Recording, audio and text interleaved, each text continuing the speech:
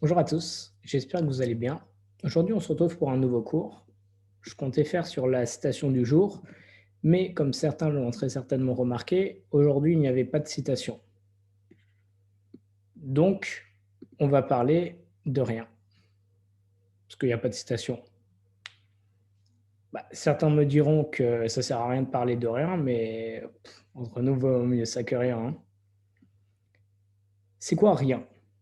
Rien d'abord, c'est quelque chose, malgré le fait que ça puisse être paradoxal, parce que un rien d'abord, si vous me permettez juste de dire ça, un rien, ça se soustrait. Parce que moins rien, ça donne moins que rien. Et pareil, rien, ça se multiplie. Un fois rien, ça fait rien. Deux fois rien, ça fait deux fois rien, ça fait deux fois rien. Et trois fois rien, on peut déjà acheter des choses pour trois fois rien. Exactement. Vous avez tous compris la référence, c'est l'humoriste Raymond DeVos. Mais en réalité, il n'a pas tout à fait tort. Parce qu'il est en train d'essayer de quantifier l'inquantifiable, dans le sens où un rien, c'est l'absence de quelque chose, qui est donc défini grâce à son contraire, ce qui est la plupart des définitions sont définies grâce à leur contraire pour pouvoir les exprimer. Qu'est-ce que la vérité? C'est le contraire du mensonge. Qu'est-ce que le mensonge? C'est lorsqu'il n'y a pas de vérité. Donc chaque chose se définit grâce à son contraire. Et en réalité, dans la création originelle, avant la faute de Adam Arishon, chaque chose et son contraire formaient en réalité une unité. C'est pour ça qu'une fois qu'ils ont mangé le fruit interdit, on dit qu'ils ont fait la distinction entre le bien et le mal. Qu'est-ce que ça signifie? Ça veut dire qu'avant, il n'y avait aucune distinction entre le bien et le mal. C'était une seule et même chose. Donc maintenant, si on a envie de s'amuser un petit peu et de se torturer un petit peu, lorsqu'on remonte avant la création du monde, donc avant qu'il existe quelque chose, s'il y avait une chose et son opposé qui étaient ensemble, ça veut dire qu'il y avait une seule entité faite de rien et de quelque chose. Et c'était la même chose. Oui ou pas? Donc maintenant, pourquoi s'attarder sur ce qui sert à rien? D'ailleurs, comment est-ce que quelque chose pourrait servir à rien? Si un rien, si un rien n'a besoin de rien étant donné que c'est un rien, donc il n'y a rien qui pourrait servir à quelque chose pour le rien. Ouais. C'est pour ça qu'on dit, et qu'il y a une citation, un proverbe juif, qui dit: considère-toi comme un rien, parce qu'un rien ne manque de rien, étant donné qu'il n'a besoin de rien, et donc il ne se considère pas. On entend par là: considère-toi comme un rien, abaisse-toi, et sache, et rappelle-toi que tu proviens de la poussière de la terre, pour pas que tu aies d'orgueil ni quoi que ce soit.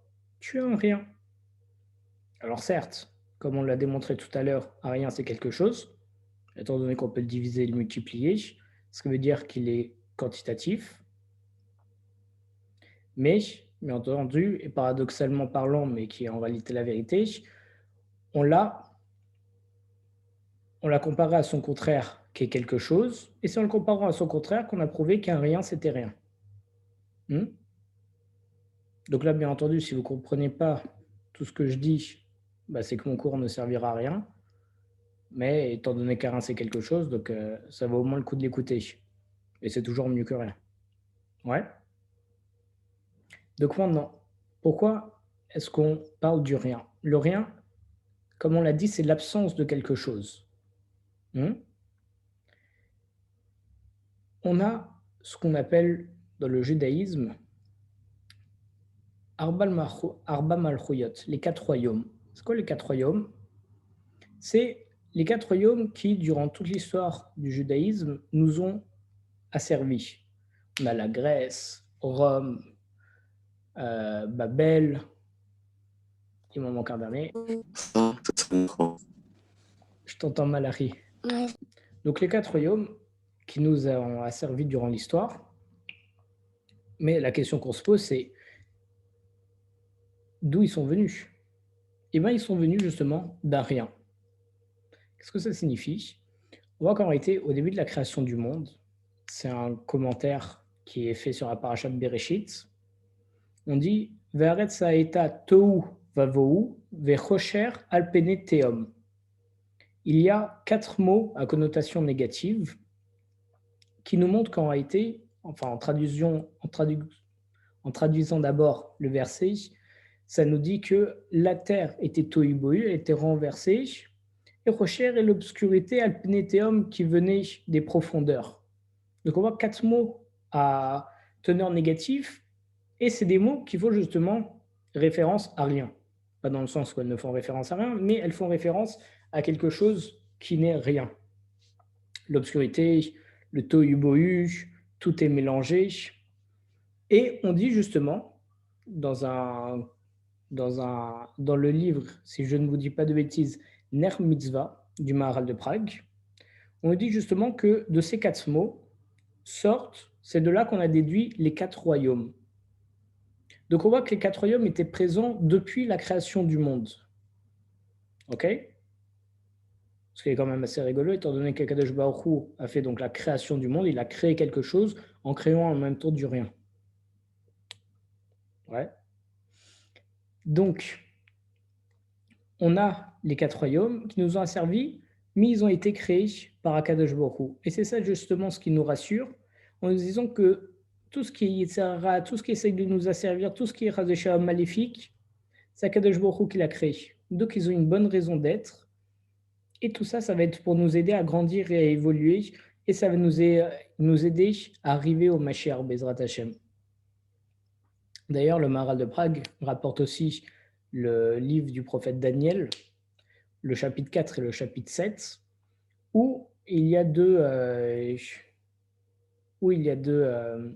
analogies justement aux 4 royaumes. Un avec un animal hybride avec différentes parties de son corps qui représentent des parties de corps de différents animaux. Il avait une tête de lion, une queue de serpent, quelque chose comme ça.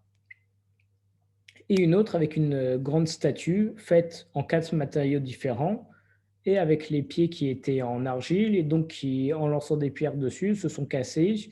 Et c'est en cassant juste les pieds que toute la statue s'est effondrée, ce qui signifie bien entendu que c'est juste en détruisant le dernier royaume que tous les autres vont pouvoir s'effondrer et qu'on va pouvoir avoir le Mashiach Bezrat Hashem. De là, on voit que le rien, c'est quand même quelque chose et c'est important. D'ailleurs, lorsque je parlais avec Yoram tout à l'heure, c'est lui qui m'a fait la réflexion et il m'a dit Raphaël, c'est quoi la citation du jour? J'en ai pas vu. Je lui ai dit la citation du jour, je lui ai dit ce qui est invisible est souvent essentiel. Je lui ai répondu ça parce qu'en réalité, il n'y a pas de citation, donc c'est qu'elle est invisible. Mais ce qui est invisible est souvent essentiel. Je vais vous donner une explication pour ça, très basique, très rationnelle et très physique. Qu'est-ce qui est essentiel dans notre vie sans laquelle on ne pourrait pas vivre et qui est invisible? L'air. L'air, tout simplement. C'est invisible. On ne le voit pas, on ne le sent même pas. Et on ne peut même pas le toucher, mais il est essentiel dans nos vies.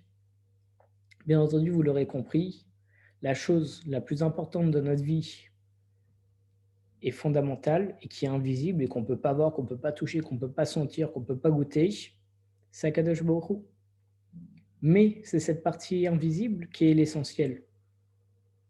Alors, les athées, ils diront bah non, c'est rien. Étant donné que ça n'existe pas, on ne peut pas le voir, on ne peut pas le toucher, ni quoi que ce soit. Mais c'est pas rien. D'ailleurs, il y a un mouvement philosophique dont le nom excusez-moi, dont le nom m'échappe, où justement, ils basent tout sur les 5 sens. Si c'est quelque chose qu'ils ne peuvent pas toucher, ou voir, ou sentir, etc., alors cette chose n'existe pas. C'est pour ça que dans ce mouvement philosophique, bien entendu, personne ne croit en Dieu, étant donné qu'ils ne peuvent pas le toucher ni quoi que ce soit. Ils disent, c'est rien, ça n'existe pas, donc on n'y croit pas. Mais nous, ce qu'on est en train d'apprendre, c'est que justement, le rien, en plus d'exister et d'être quelque chose, ça peut même être essentiel.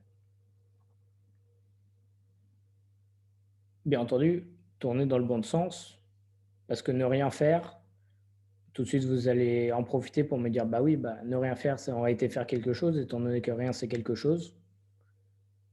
Oui, mais chaque chose qu'on fait, ça ne doit pas être rien et ça ne doit pas servir à rien.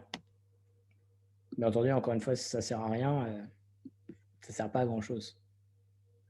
Yesh lecha ou lo? Donc voilà, donc tout ça pour dire et pour résumer que après tous ces petits jeux de mots, toutes ces petites rigolades qui sont, oui, tirées majoritairement de l'humoriste Raymond DeVos, il y a tout un esprit quand même derrière la notion du rien, du vide, du néant. Parce que c'est quand même de là, selon les scientifiques, c'est des notions très délicates à manier, mais que tout est apparu entre guillemets. Akadosh Baruch Hu, il a créé, on dit, il a créé la terre à partir de rien. Il a pris la Torah, il a lu dans la Torah, il a créé la terre. Tout ça provient de rien. Donc on se pose des questions. On se dit comment est-ce que quelque chose peut venir de rien, etc. Là, on voit l'importance du rien. C'est ça ce qui est beau, parce que pour nous, rien, ne prenez pas au premier degré ce que je vais vous dire, mais rien, c'est rien. Dans le sens où rien, ça n'existe pas, ça n'a aucun intérêt, c'est même pas logique, ça rentre même pas dans nos esprits. Ce qui est rien. Ce qui est rien, ça n'existe pas. Donc je ne le prends même pas en considération dans ma tête. Si je commence à la remplir de rien, on ne va pas s'en sortir.